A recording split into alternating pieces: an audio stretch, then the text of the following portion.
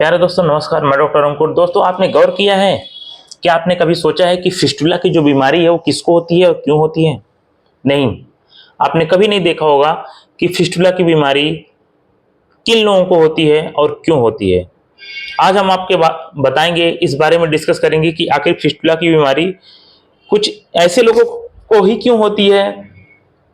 आप देखेंगे तो जो मिडिल क्लास का इंसान होता है, जो मिडिल क्लास का आदमी होता है, जो मजदूरी करने वाला इंसान होता है, वो शायद उतना न्यूट्रिशनल भोजन नहीं ले पाता है जितना शरीर को आवश्यकता होती है, जिसकी वजह से शरीर को बहुत सारी प्रॉब्लम होती है, पाचन तंत्र की प्रॉब्लम होती है।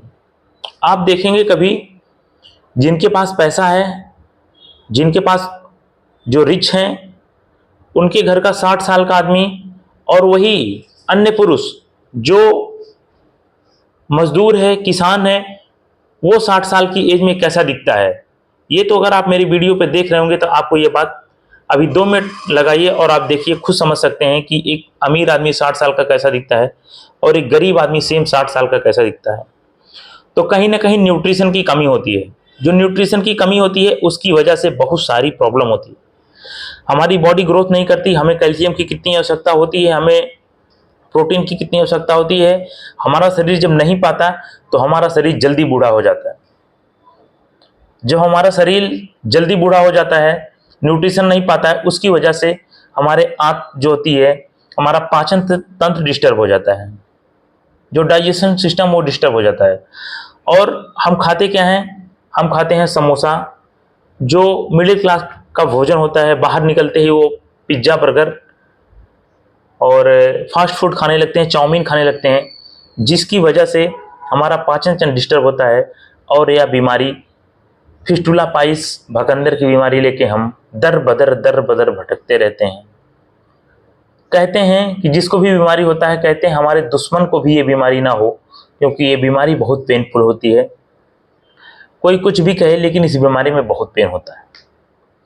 तो प्यारे दोस्तों, मैं आपको बताऊं, खाने पीने पे ध्यान देना बहुत ज़रूरी है, बहुत ही इम्पॉर्टेंट है। फाइबर डाइट समय से लेना है। कोशिश ये करना है, अगर आपके घर में कोई बच्चा पढ़ रहा हो या आप पढ़ने लिखने वाले में से एक हैं, तो आप अपने माँ बाप का ख्याल, अपने घर परिवार का ख्याल अच्छे न्यूट्रिशन के साथ करिए, ताकि उनको अच्छा न्यूट्रिशन मिल सके। वो 60 साल की एज में 80 साल के ना दिखने लगे। इसलिए आपसे निवेदन है कि आप लोग न्यूट्रिशन पे घर परिवार को ध्यान दीजिए, न्यूट्रिशनल भोजन लीजिए।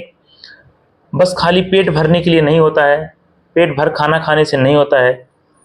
प्यारे दोस्तों, खाना कम खाइए, लेकिन न्यूट्रिशन उसमें अच्छा होना चाहिए, कैल्शियम अच्छा होना चाहिए, प्रोटीन अच्छा होना चाहिए, सब चीज़ अच्छी होनी चाहिए, तभी आपका भोजन पूर्ण होगा।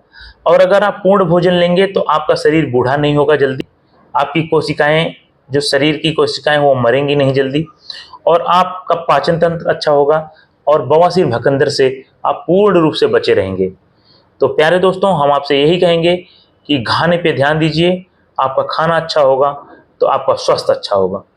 दोस्तों, मैं आपको बताऊं, आप नज़र उठा के देखेंगे तो लोअर क्लास के लोग बवासीर भकंदर से सबसे ज़्यादा पीड़ित हैं।